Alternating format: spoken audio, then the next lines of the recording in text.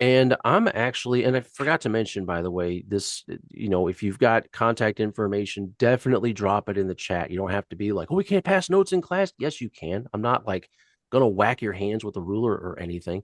So definitely connect afterwards. But the educational piece that I want to bring today is something I'm actually going to be speaking on in Omaha later this week. So when I go into almost any room, if I'm getting ready to speak, if I'm going to do like a 15, 20, 30 minute conversation with people, and I ask the question, I'm like, how many of you have ever been a guest on a podcast? Almost everybody's hands raised, right? Like who hasn't these days?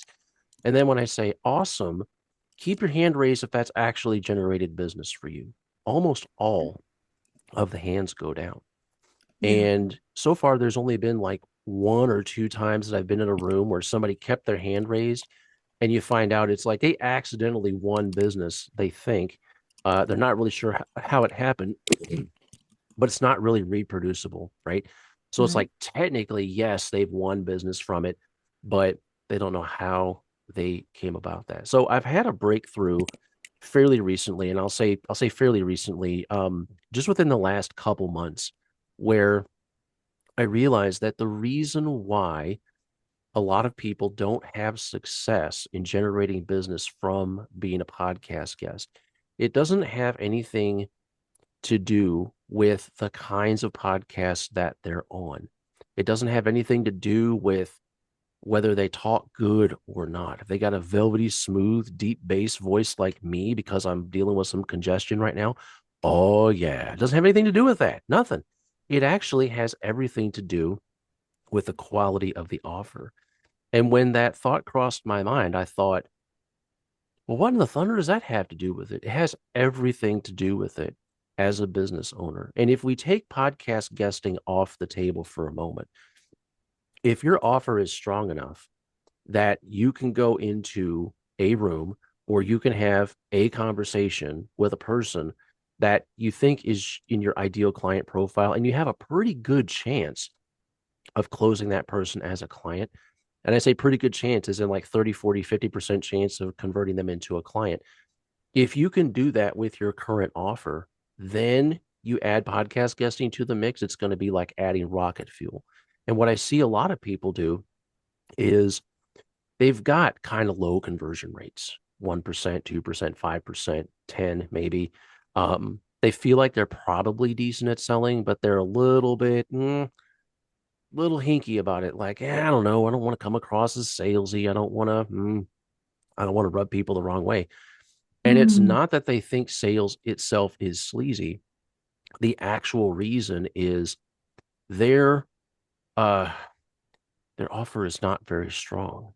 And their body is telling them that their offer is not strong. And it's triggering these hormones of hesitation, resistance, making you feel like, I don't think I need to, I don't want to impose, right? But when you get your offer totally dialed in, and I'm going to share a little bit here about how to do that, when you finally get your offer dialed in, there's a switch that flips in your head where it's like, I got to shout this from the rooftops now. I got to Mhm. tell everybody far and wide what this is about. I don't feel bad about it at all because I've got a mission to serve people as powerfully and as strong as I can.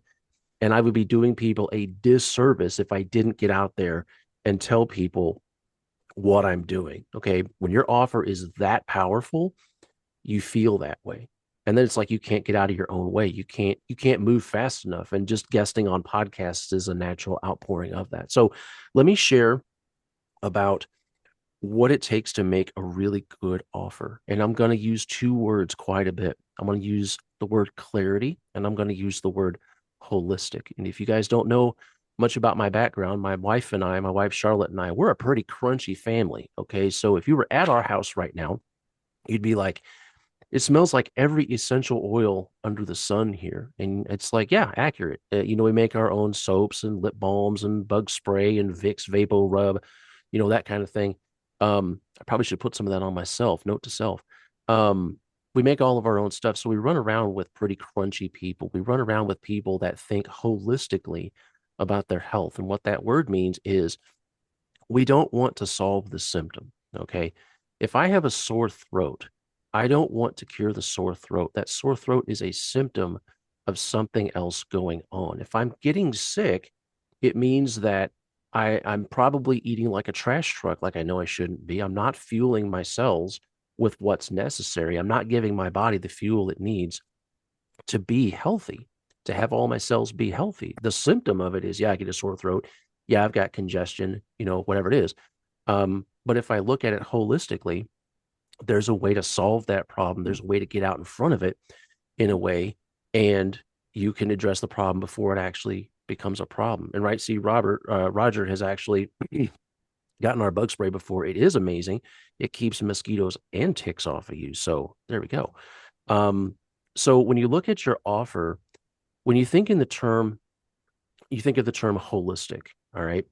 What that means is most of the time when people come to you and they're ready to talk about getting a problem fixed, the real problem they may not be aware of. They're actually coming to you with a symptom of the problem. I just took a couple ladies in my cohort through this exercise a couple weeks ago, and I asked them, okay, what is the offer that you have? What do you do? And one lady, her name's Julie, and she is actually in the menopause space. So she works exclusively with women. I mean, she works with men too, but not as a hey, they've got menopause. They're having to work, be alongside their spouses, their partners. She wants to make sure that they have what they need, resources. So they're like, huh, I'm hanging on by my fingernails here, right? But I said, okay, what do they come to you with? And she said, well, they come to me because they're dealing with hair loss. They're coming because they can't sleep at night. They feel like they're not eating right. They're putting on weight. They can't get rid of it. I said, okay. And then I was asking the other lady, Rebecca, I said, what do you do? And she said, well, I'm in the journaling space. She's like, I want to teach people that they can talk inwardly to themselves and get their thoughts out onto paper where they can read it and hold it external to them. And they're able to process. And I said, so what do they come to you with? And she had a list of things that they're like, I can't control my thoughts. I can't, there's just a lot of noise. There's a lot of ruckus. I feel like I'm going a bajillion directions at once.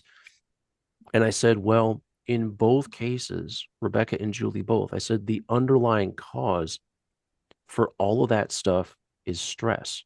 I said, so the real problem that you're solving for them, your offers actually hit on decreasing, managing, and removing stress. And I said, and in Julie's case, the menopause lady, I said, when you decrease the amount of stress in these women's lives, what happens to those symptoms that they're originally coming to you about? Does their hair grow back? Are they getting better sleep? Are they healthier?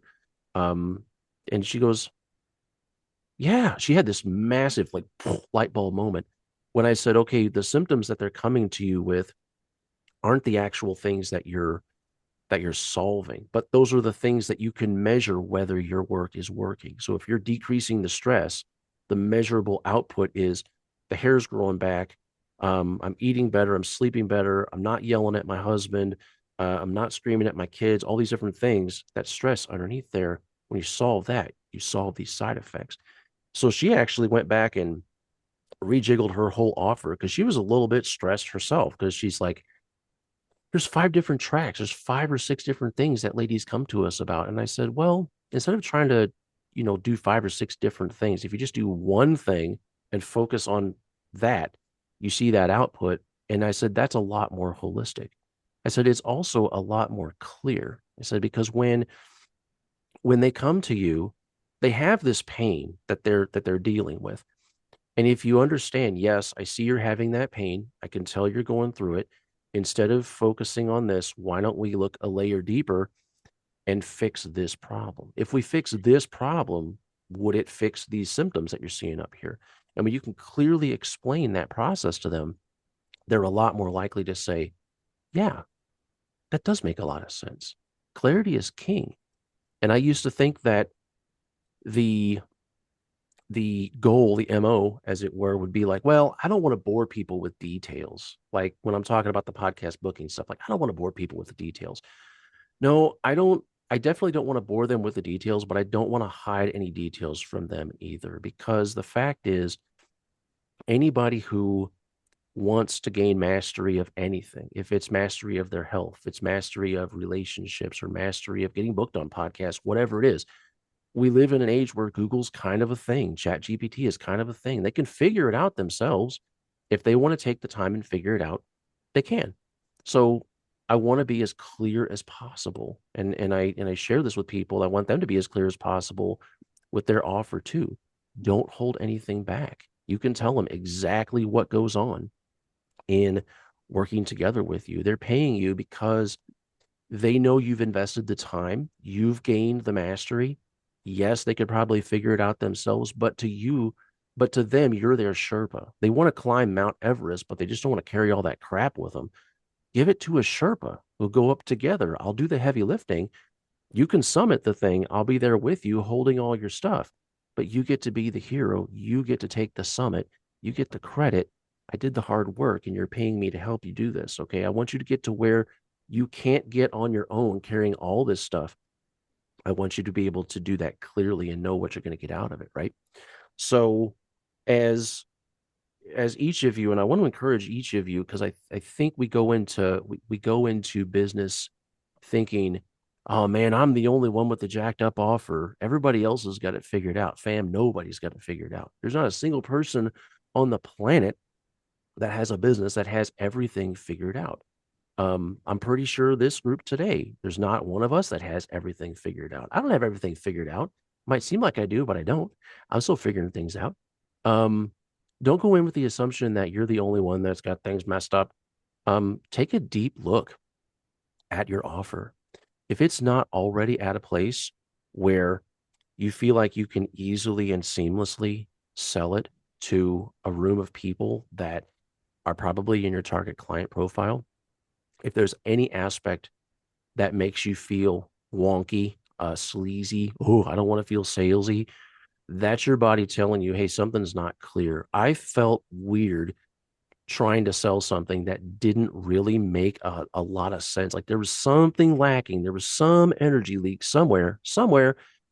And instead of like glossing it over, and it's like, well, we'll just put some bathroom caulk over it and smear it over and feather it and make it look. It's like, no, address that. Why do you feel that way about that? Your body is trying to protect you from doing or saying something goofy. Okay. Listen to that as a signal. Catherine's like, yes, our bodies do that. The body knows, the mind knows, it absolutely knows. So if you're thinking about your offer and you don't feel super jazzed about selling this, like, oh my goodness, I cannot wait to get on a show just to meet new people where they can say, I like this person. I like Lorene. I like her style. I like Jan. Michael's a cool dude. Patricia's awesome. I want to get to know those people because they just give a vibe of they know what they're about. They haven't figured everything out, obviously, but they know deeply and powerfully about this particular thing that I'm struggling with. I'm having a hard time with this. And I bet if I take a couple steps closer to them, I'll probably learn some new things. When you have your offer polished in such a way that you're just giddy about getting in front of people, you're in the right place. I will say too, one final thing before we get into the giveaway part, um, and the Q&A at the end too. Um, it's okay to adjust things as you go because we're all humans, we're all growing, we're all changing, we're constantly steeping in information all the time. The people that come through our lives temporarily or permanently, they're influencing us. I don't think that if you have an offer that's today rock solid that you feel awesome about a year from now, you might not feel as awesome about it, and that's okay. It's perfectly okay, and I think highly encouraged. Adjust it. Um, there's a particular kind of adjustment where it may feel like you're just stapling stuff on the side of it for the sake of, oh, that's cool. Let's put that on there. Don't do that. I tried that one time with my last company. It did not work. I stapled all kinds of services on it that just had nothing to do with holistically addressing anything. I just thought, I got to keep the company going. Oh my goodness. This was back in COVID times. So that's why I did that. Um, but it should align deeply with who you are as a person and the impact you want to have on the world. And if you learn something that you realize, oh, this would actually more completely solve the underlying problems that my best clients are having, and I didn't know this before, go ahead and slot that in. Same thing if you have something that's on there that doesn't seem to be a good fit anymore. If it seems like energetically, it's just taking out of you. And it's like, yeah, that is something I can do, but I don't really feel the best about doing that. Or if it was relevant before, but now the way things are, maybe technology is different. Maybe there's some app out there that does that instead.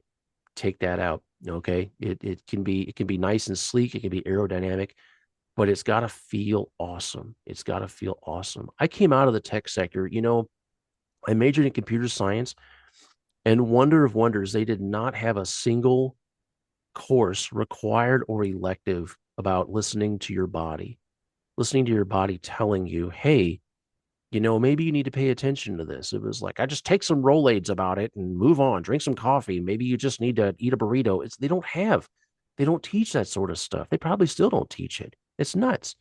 So that's what I've learned. If when you're at a point where your offer makes you so flippin' excited that you just cannot wait to get in front of people to share, like just bubble out from the heart and not be like, I'm scared. What if I give away all of my secrets? That's fine. It's going to just percolate more. There's going to be room for more stuff. Like, yes, get your offer to that point and it's going to be golden. Then guest on podcast. It's going to be amaze balls. I'm going to open up for questions. If you guys want to come off mute, I've got a couple questions about that. Then I will do my best to answer. If you can stump me, I wish I had an award for people that could stump me, but I don't have a budget for it just yet, and also nobody has. I'm not bragging. Yes, I am. Who's got a question for me? There we go. Catherine's got a question. Yeah, I'm a little confused. I guess initially my offer would be like a complimentary discovery session, to see if they would like to work with me. Mhm. And then when I do that, then I actually make the offer. Is that what you're talking? I guess I'm confused about the offer on a podcast. So if you Right, right. like, I have been a guest on a podcast, and and I just basically say, if you're interested, here's my website to check out more information or whatever. But I guess I'm confused on what you mean by should you be making that offer on the podcast? I'm confused about that. Right. And that is a fair question. So what I'm talking about with the offer in this context is like your keystone thing, like the biggest service that you have. Like this is my main thing, my one Mm-hmm. thing that I want to share with the world. That's what I'm talking about. So when you have clarity on that offer, and I will answer the question about when to pitch the offer. When you have clarity on that, everything else derives from it. So if you've got the any lead magnets you put together, any communities that you have that Right. you're pulling clientele out of, like that clarity of that offer. Okay. I would say you're in the right shape. You're in the right place. So if you've got a solid, hey, I'm guesting on a podcast. I want to have a call. If you want to come closer and have a call with Right. A me, call to discovery call. action. Right. Exactly. That's Yeah. what I So basically offer. yeah, so that's like lowercase o offer, big uppercase O offer is what I'm talking about. It's like the main thing that you sell, how you make money. That's your offer, Got your it. service. Does that make better sense? It does. So, in other words, you're talking about actually throwing out a price on the podcast, saying that my offer is worth, to work with me. I have a 3 month program that's worth this much. Is that what you're saying? Yeah, it kind of is. And I mean, it's going to be a case by case basis where if you have the opportunity to share about your capital O offer on the show, that's cool. The main thing is, though, to just keep getting people to take steps closer to you, right? So if they hear the episode and they're like, Catherine's really cool, awesome, come closer. Wow, that Okay. email she said was really great, awesome, come join my community. That community is great. I can't believe, great. Let's have a discovery call, right? Every time that you put something out there, if you put a piece of content out or an email or do a Okay. podcast episode or whatever, the goal is to get them to take one step closer at minimum, Okay. right? So you're Got just it. attracting more people. Fun stuff. Fun stuff. Got it. Awesome, awesome. I saw Milan hop in there, so I got him added to the wheel of names, which some of you don't even know what that is yet. You're gonna get a surprise. Who's got another question that they can ask me? I got a quick one for you. The mine is unique. I do not have a website. It's very intentional. All the website did was bring in people that were not qualified, and most of it was scam anyway. Mhm. A lot of princes from Nigeria showed up. So the It was a waste of time. It was a lot of waste of money. So that one there doesn't really do me much good. When I'm on a podcast, I would be theoretically talking about, okay, your bank said no. Let's start from there. And what type of business are you, et cetera, et cetera. And basically just work with them. But there's not a product there. I mean, ultimately, would I like to write a book? Of course. Everybody, dog, cat, everybody wants to write a book. But the point is that there's not one there now. Mhm. So aside from the knowledge that I can depart to keep them from banging their head on the door of the bank, what is the offer? There is no call me up and I'll send you this. Right. So how do you make money? I make money when they get a loan. Okay. I, I am a broker, just like you have insurance brokers. How do they make money? Well, when they sell a policy, they make money. When I get somebody a loan, I make money. You may pay for it, the bank may pay for it, but either way, there's a contract that says that I will get 1, 2, 3% of what you borrow. Right. So Yeah.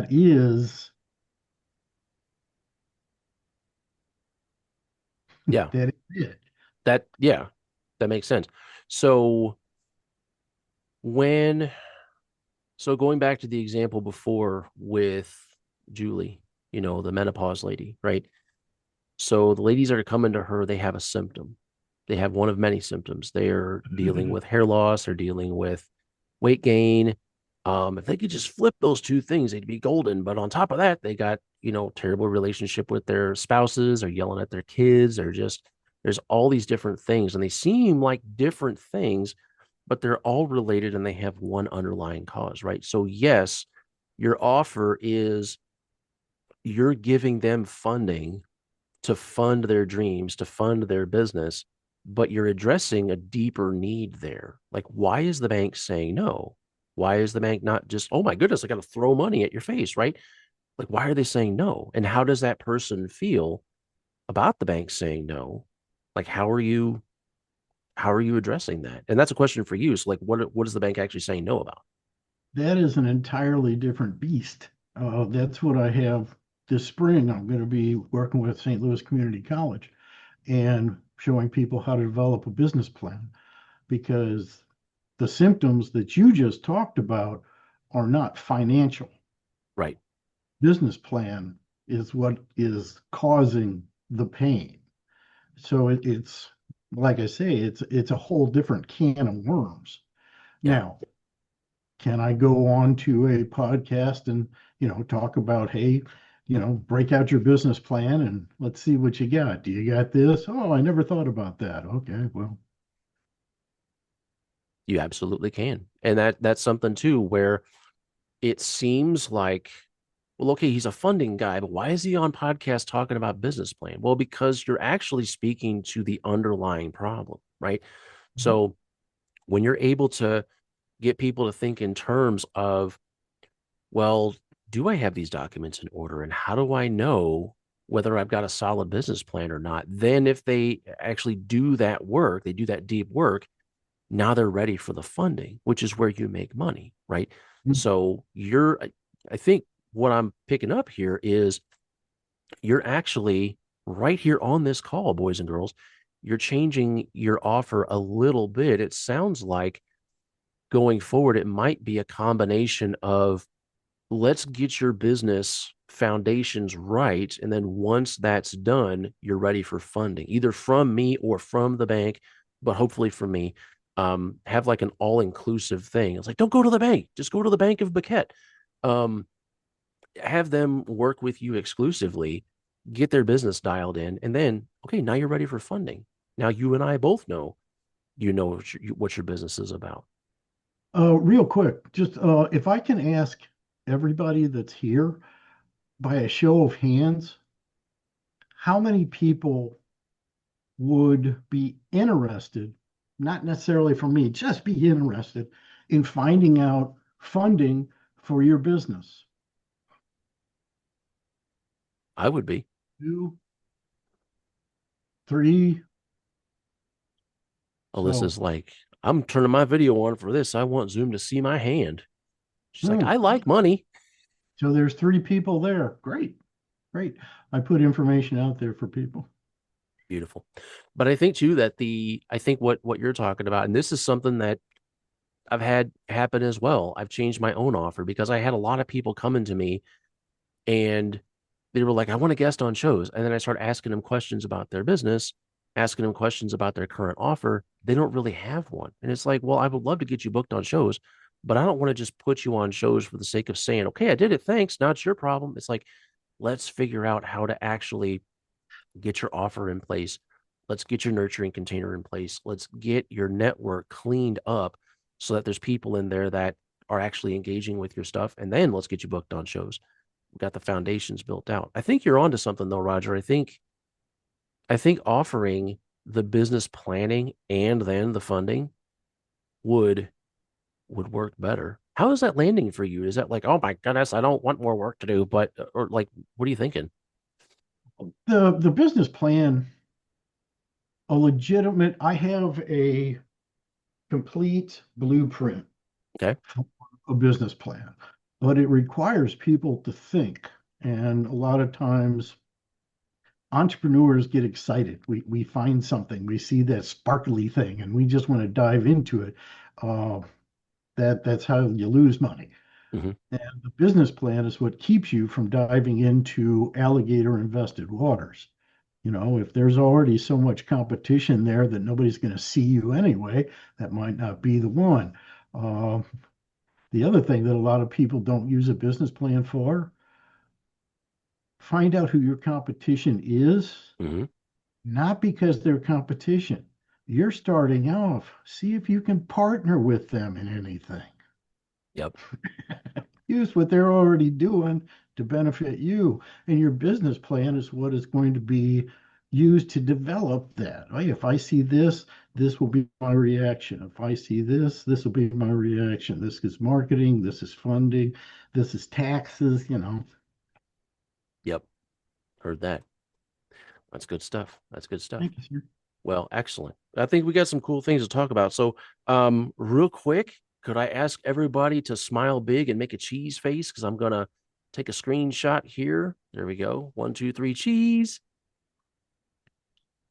Awesome. Got it. Got it. I'd like to post this on social media so that people are like, wow, they're having a lot of fun. Everybody's smiling. I seem to catch everybody like mid talk, and then people's faces are like, huh, like that. And I'm like, well, I'm the only one smiling. So there we go. All right. Well, we are going to jump into the giveaway portion of the call. And if you're not familiar with what this is about, I'm going to tell you.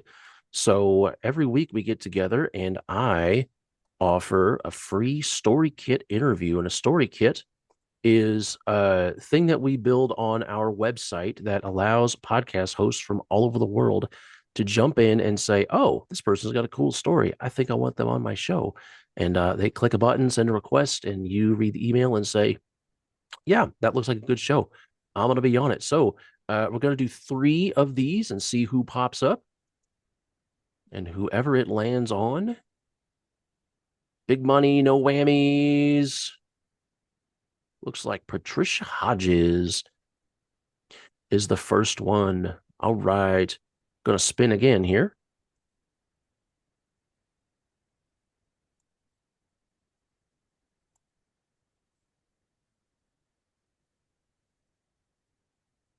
All right. Ava Mwembene is up next. And then we got number 3. If it actually lands on the whammy, it doesn't do anything. I just put that in there for fun. All right. The doula coach, Susan Finazzo. Beautiful. Beautiful. All right. Well, we're going to go ahead and wrap up for today. Be sure to grab the chat, hit the 3 dots in the chat log, and download it for posterity. And I'm going to be doing that myself. Actually, I don't have to because I'm recording it. It's my Zoom, so it'll be saved automatically. But definitely connect with people. At heart, I'm a networker, I'm a connector. So this is one of the cool side effects, takeaways of being in a call like this is just meeting some neat people. And make sure to set up one-to-ones, get with people, chat with them some more, figure out ways to strategize. There is no competition. It's awesome. So we'll catch everybody next week, 11 Central AM. If you're just flying back from Uganda, for example, that's Central Time, American. Jan, looking at you. And we will catch everybody next week. And we'll take care. Happy podcasting.